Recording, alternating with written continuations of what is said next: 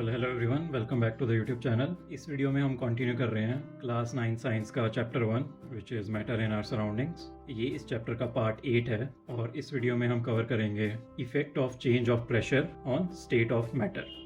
तो अब तक हम ये सीख चुके हैं कि डिफरेंट स्टेट्स ऑफ मैटर का मेन रीजन पार्टिकल्स के बीच का डिस्टेंस होता है। सॉलिड में पार्टिकल्स बहुत पास होते हैं, लिक्विड में थोड़े दूर होते हैं और गैसेस में काफ़ी ज़्यादा दूर होते हैं। अब इससे लॉजिकली एक सवाल निकलता है कि अगर हम प्रेशर लगाएं तो क्या पार्टिकल्स के बीच का डिस्टेंस चेंज होगा और क्या इससे स्टेट ऑफ मैटर भी चेंज हो सकता है। तो जब हम प्रेशर अप्लाई करते हैं स्पेशली गैसेस पर तो पार्टिकल्स को कम जगह मिलती है। इसी वजह से पार्टिकल्स एक दूसरे के और पास आ जाते हैं और उनके बीच का डिस्टेंस डिक्रीज हो जाता है। अब ये समझना बहुत इंपॉर्टेंट है कि प्रेशर एनर्जी नहीं बढ़ाता बल्कि स्पेस को कंट्रोल करता है और स्पेस चेंज होने से स्टेट चेंज होने लगती है। और इसी प्रिंसिपल के बेसिस पर जब हम प्रेशर बढ़ाते हैं और टेम्परेचर को कम करते हैं तो गैसेस लिक्विफाई हो सकती हैं, क्योंकि पार्टिकल्स ना सिर्फ पास आ जाते हैं बल्कि टेम्परेचर कम होने से उनकी मूवमेंट भी स्लो हो जाती है, क्योंकि उनके बीच काइनेटिक एनर्जी कम होने लगती है।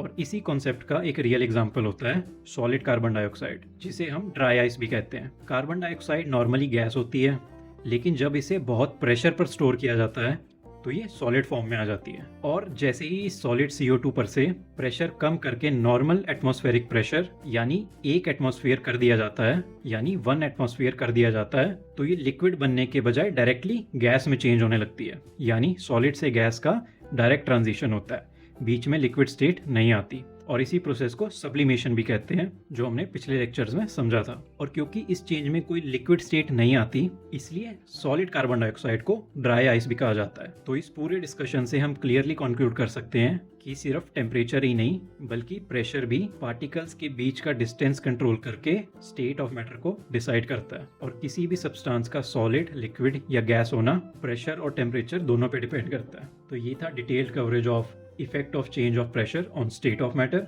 नेक्स्ट वीडियो में हम कवर करेंगे इवेपोरेशन के कॉन्सेप्ट को। अगर आपको वीडियो यूजफुल लगा हो तो लाइक ज़रूर करें और फर्दर चैप्टर को डिटेल में स्टडी करने के लिए सब्सक्राइब करना ना भूलें। Thank you.